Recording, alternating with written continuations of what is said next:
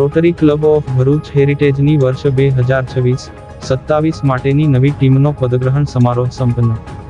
ભરૂચ ખાતે rotary district 3060 અંતર્ગત rotary club of Bharuch હેરિટેજની નવી ટીમનો ઇન્સ્ટોલેશન સેરેમની કાર્યક્રમ ઉત્સાહભેર યોજાયો હતો.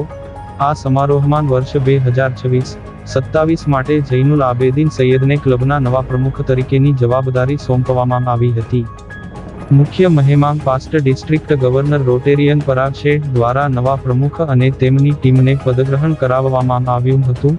આ પ્રસંગે પૂર્વ પ્રેસિડેન્ટ તથા IMA ગુજરાત ચેપ્ટરના પ્રમુખ રોટેરિયન ડોક્ટર વનરાજસિંહ મહિડા અતિથિ વિશેષ તરીકે ઉપસ્થિત રહ્યા હતા. કાર્યક્રમની શરૂઆત રોટરી પ્રાર્થના અને ફોર-વે ટેસ્ટથી કરવામાં આવી હતી. ત્યારબાદ સ્વાગત પ્રવચન અને ગત વર્ષનો અહેવાલ રજૂ કરાયો હતો.